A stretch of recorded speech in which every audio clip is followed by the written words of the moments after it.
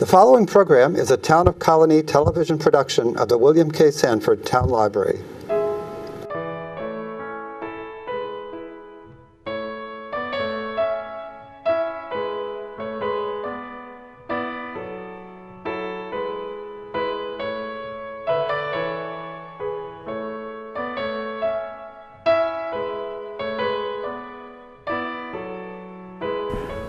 Hello everybody, and welcome to the Town of Colonie's Public Information Channel. My name is Kevin Franklin. I'm the historian for the Town of Colonie, and we have with us today Mr. Earl Feiden, whose family has been here in the Town of Colonie for many, many years. Many of you people will probably recognize the name, which is very familiar here in the town, and we're going to talk about Earl's family and the family farm when it existed on the old Waterville Shaker Road in close proximity to today's Northway, where Feiden Lane is situated. And Earl, welcome to the program today. It's good to have you here. Thank you, Kevin. Would you like to tell us a little bit about the family when they lived on 155, Earl?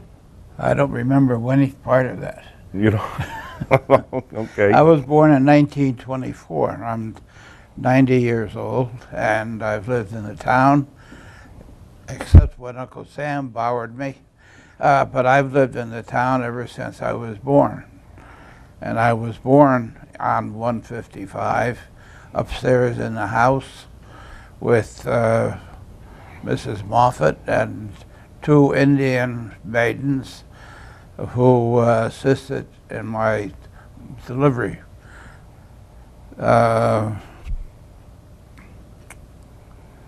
I've been very happy in the town of Colonie.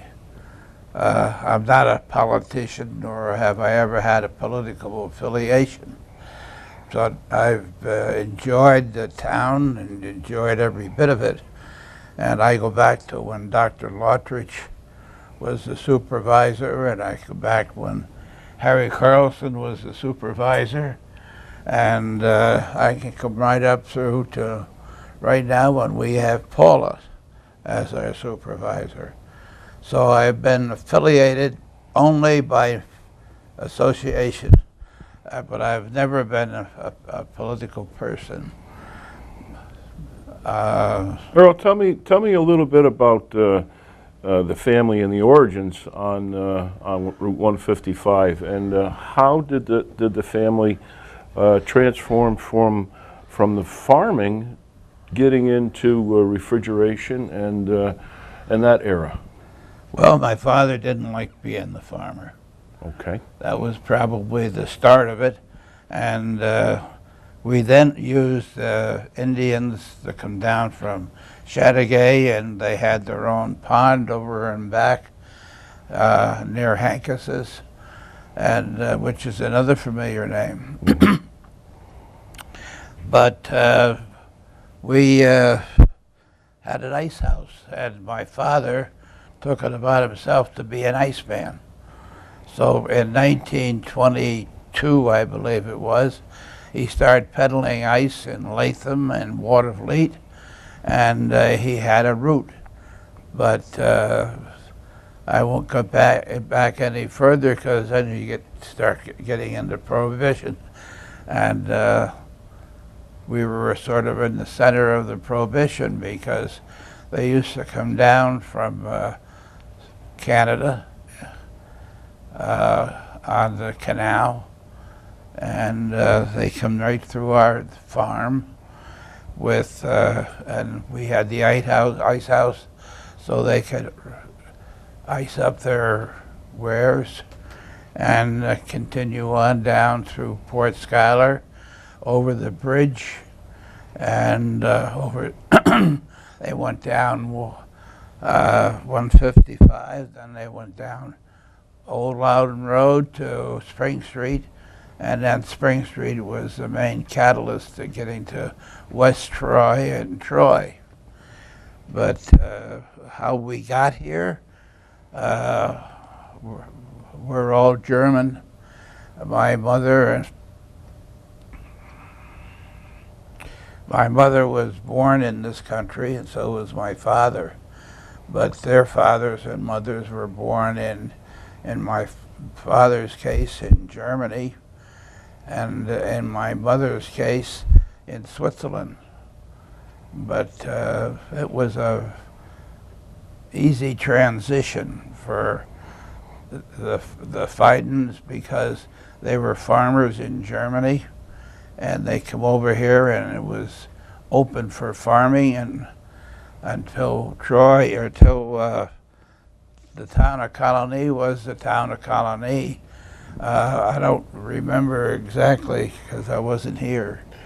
How they put it together. Well, the town of Colonie was founded in 1895, and some of the early assessors' records indicate that the Feiden family owned 95 acres of land on the Troy Shaker Road, which is today called the Waterville Shaker Road, or Route 155. Right. And some more acreage on Old Niskayuna Road, so probably around 130 acres of land in that general vicinity of where Feiden Lane is today. Now you talked about the family harvesting ice years ago. At what point in time did your father decide that the ice was no longer the thing to pursue and got into electric refrigeration? That's a long period because he was never liked farming. And in some of our conversations, as he got older and I got more interested, were along the fact that he just didn't like being a farmer. He wanted to do something else, so he started selling the ice off the pond, and his brothers, my Uncle Harry, my Uncle Frank, Uncle Clarence, and used to deliver the ice, and then they had to have something to do in the summertime, so we put coal in it in 1924, and I was born in 1924, but that was the first time they sold coal. But up to then they sold ice from I don't know if it was before 1920 or not, but back in then they delivered the ice and they cut it up and sold it in different poundage. But it was a lucrative business because it went from nothing to something that was worth money. And that worked right along with the coal, and which they delivered in the wintertime, and the ice that they delivered in the summertime. And it worked along with the produce that they raised down the farm. We never, I'm trying to remember the farm on Old Niskayuna Road, but I kind of think it was, the name is sort of familiar, but I think if you look back in it, I mean, you'll see Hankus, because Hankus was the adjacent farm to our farm. And it existed there, and I just don't remember that other name, Barthel. For those of you who are familiar with the Colonie Prine House, the Hankus family owned the Prine House for many, many years. They had greenhouses there, and the two properties adjoin one another. When did you build the building, or when did you go into the building on the Latham Traffic Circle, Earl? When I come back from World War II, my father wanted to know what I wanted to do, and he was going to build a house or a store over on 155, where he was running the business out of a four-car garage. So I just couldn't see myself doing business out of a garage. So I persuaded him, And we worked with my brother, Donald, and who was living in Schenectady now. And we started to build the building. Now what we have the framework of over there on Route 9. And I dug the foundation with a couple of friends of mine, Don O'Hare and Al Page. And we dug the foundation because we couldn't get excavators down in that hole to build it. And we bought the back end of the, well, it was the Dedrick farm. And you can go start researching that one. But Dedrick owned the property that we have our store on. Mm-hmm. And Bertha Dedrick died probably in, she was the last one of the entourage, but she died in the 40s. But I'm getting off. That's okay. The Latham Traffic Circle, Earl, was always the kind of like the hub of Latham and Colonie. Very, very busy. The intersection of Route 7 and Route 9. And originally, the road was just the old Loudon Road was just a T intersection. The trolley tracks ran through there at one point. Right. I think you said that you own the building that the old trolley company produced the electricity in for the trolley tracks. We own it now. It's right back of our store. Okay. And it's for rent. The old Latham Traffic Circle, Earl, you and Feiden Appliances have been established for quite a number of years, and in the late 1950s, the state of New York decided to put Route 9 underneath Route 7. And I know, looking at old newspaper articles, there was some controversy about that. Some of the people who owned businesses along Route 9 really didn't want to see that happen. There was a lot of other ways they could have done it. And that was evident in the paper. Right. Did that have any major effect on your business at the time? Well, all you got to do is think of any business, and they take your main drag away from the front of it and move it away 50 feet away. It certainly did make a difference, but we've overcome that by our advertising and the fact that we made some excellent moves as far as getting product in there. We are now probably the key product seller of appliances. We have every brand, and we've recently taken over the Green family's business and the Scholar in Kingston, and we've made ourselves a cornerstone of where you will go to buy the latest in appliances.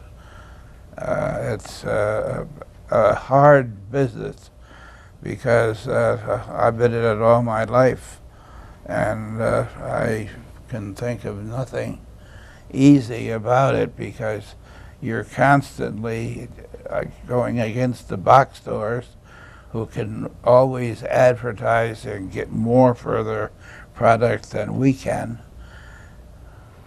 But you've established a name for yourself here in the town, and how many employees initially did the company have when it started out, Earl, compared to what you have today? We had three. Three people. Three. Yeah, I had a brother, myself, and my father, and that was the three of us. And right now we have, I believe, it's 70 employees, and we have 3 other stores. One in Kingston, one in Clifton Park, and where'd I leave one out? Well, the one in Latham. That's all right. The one in Latham, which is the Keystone store we have roughly most of the employees work out of that store, and we have 11 service trucks on the road. So we've made ourselves into a very busy business. It's not always profitable, but it's lucrative. I remember and of course I grew up in Latham, but I remember as a kid, my father used to stop at the Feiden appliance store to pay the Niagara Mohawk bills. And Right. I always used to think that the Feiden store made electricity as a little kid, you know, when he was paying the bills. But is that something that you still do today? No. No? Very frankly, when you handle a lot of money, and sometimes the bills would be in the hundreds and thousands, and you get 2 cents, it isn't a very profitable business. So it took up a lot of your time. A without lot of much our profit. time, and you were liable for your mistakes. Oh, I see. I see. Where do you see the Feiden appliance company going in the future, Earl? Well, we really we're looking for another location, and right now I don't know which way we're going. Whether we're going to go north up to Queensbury and Saratoga, or if we're going to go east or south. We have one in Kingston, which is a very lucrative business. So we have, it's a 5-story building, 100 square foot in each floor. And that does very well. My son Michael handles that business, and we've been there since, my God, 30 years. Of course, it makes me feel old. Earl, for so many years now, the Feiden appliance store has been a landmark near the Latham traffic circle, while so many other businesses in that area have come and gone, buildings have come and gone. The old Latham Shopping Center, of course, was demolished and then rebuilt, additions put on the thing and then demolished again. And now, Walmart coming in there.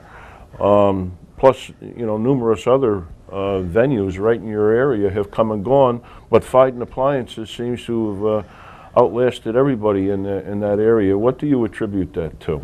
Well, we've been sitting there just watching everybody come and go. Okay. We've made a reputation. We have, as I said before, 11 service trucks on the roads today, and we have, I don't know how many delivery trucks, but we have a good reputation as far as service is concerned, and if you're not happy, we'll do something about it. But we've made our reputation. I have 3 sons in the business with me, and a daughter, Mary, who does the handling of the money and the advertising, and has done a tremendous job. But we have just made our niche, and they can't do what we do, nor can they meet our prices as a general rule. It's just an unusual thing. They'll put a loss leader out, and Walmart is great for it. They'll put something out under cost just to create a certain amount of flow. But they can't back it up with service, which we have. And we will go ahead and say anything you can come in with a sales ticket on, we can 99% of the time meet the price or beat it. How did you learn the trade? There's one photograph in your building that shows you working on a compressor or some kind of piece of equipment. Years ago. Were you self-taught, or did somebody teach you how to do this, or did you just learn it over time? The factories, they were very, very important to them was the service that we could render to the customer after they got the product, if they had a problem. and they provided people to enlighten me as to the way to do it. And they would spend days with me and other people that we had there to learn how to do this. And they taught us how to rebuild compressors, and I think that's the one thing you have there is that. And the other one we have is changing the transmission in a wash machine. And I could do all of that. I can still do them all. But they don't make them that way anymore. Everything today is down to compressors and sealed system. Everything is a sealed system. The motor, the compressor, everything is the evaporator, everything is in one big piece. You just take it and pull it out and put a new one in. It's entirely different than it was, we'll say, 50 years ago. But the Feiden Appliance Store is still a place where if you have a problem, you could walk in and you could ask to speak with one of your sons, or, you know, at the time when you were in there personally, and be able to talk to the boss, so to speak. And that's important for people. Well, I have 4 of my sons actively employed and 1 daughter in the business, along with all the rest of the people that we have that are there solely for the purpose of taking care of a customer's problem. And we do that. Well, that's part of the, you know, Part of our reputation. part of your reputation and what you would attribute to your longevity as a business here in the town. Now, you told me that you're 91 years old, Earl. Right. And what do you attribute your longevity to? Having never worked a day in my life. Earl, don't ever lose your sense of humor. You know, it's been a pleasure talking with you here this afternoon, and I hope to see you again soon. Well, anytime you want to do a follow-up, I'll try to think of some other stories I can tell you that would maybe curl your hair a little bit more. Okay, all right, we'll take you up on that. Okay, Thank you, Earl. Thank you very much. And thank you, everybody, for tuning in today, and have a pleasant day. Thank you.